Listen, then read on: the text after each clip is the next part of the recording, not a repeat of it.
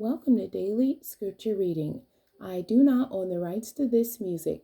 Exodus chapter 21, beginning at verse 1 and ending at verse 32. This is the English Standard Version. Laws about slaves. Now these are the rules that you shall set before them. When you buy a Hebrew slave, he shall serve 6 years, and in the seventh he shall go out free for nothing. If he comes in single, he shall go out single. If he comes in married, then his wife shall go out with him. If his master gives him a wife, and she bears him sons or daughters, the wife and her children shall be her master's, and he shall go out alone. But if the slave plainly says, I love my master, my wife, and my children, I will not go out free. Then his master shall bring him to God, and he shall bring him to the door or the doorpost. And his master shall bore his ear through with an awl, and he shall be his slave forever. When a man sells his daughter as a slave, she shall not go out as the male slaves do, if she does not please her master, who has designated her for himself. Then he shall let her be redeemed. He shall have no right to sell her to a foreign people, since he has broken faith with her. If he designates her for his son, he shall deal with her as with a daughter. If he takes another wife to himself, he shall not diminish her food, her clothing, or her marital rights. And if he does not do these three things for her, she shall go out for nothing without payment of money.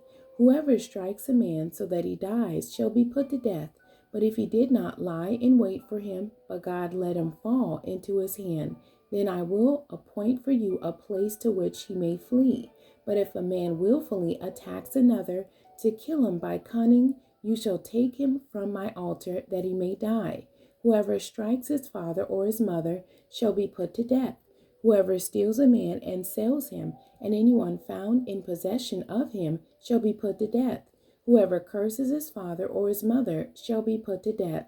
When men quarrel and one strikes the other with a stone or with his fist, and the man does not die, but takes to his bed, then if the man rises again and walks outdoors with his staff, he who struck him shall be clear, only he shall pay for the loss of his time, and shall have him thoroughly healed. When a man strikes his slave, male or female, with a rod, and the slave dies under his hand, he shall be avenged. But if the slave survives a day or two, he is not to be avenged, for the slave is his money. When men strive together and hit a pregnant woman, so that her children come out, but there is no harm, the one who hit her shall surely be fined, as the woman's husband shall impose on him, and he shall pay as the judges determine.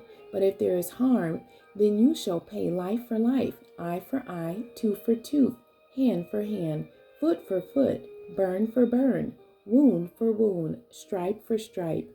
When a man strikes the eye of his slave, male or female, and destroys it, he shall let the slave go free because of his eye. If he knocks out the tooth of his slave, male or female, he shall let the slave go free because of his tooth.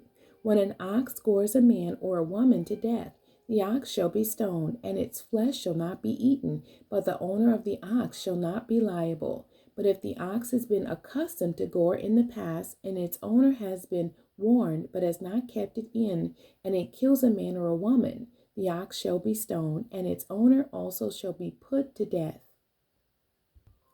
If a ransom is imposed on him, then he shall give for the redemption of his life whatever is imposed on him. If it gores a man's son or daughter, he shall be dealt with according to this same rule. If the ox gores a slave, male or female, the owner shall give to their master 30 shekels of silver, and the ox shall be stoned. The end. God bless you, and thank you for joining me today.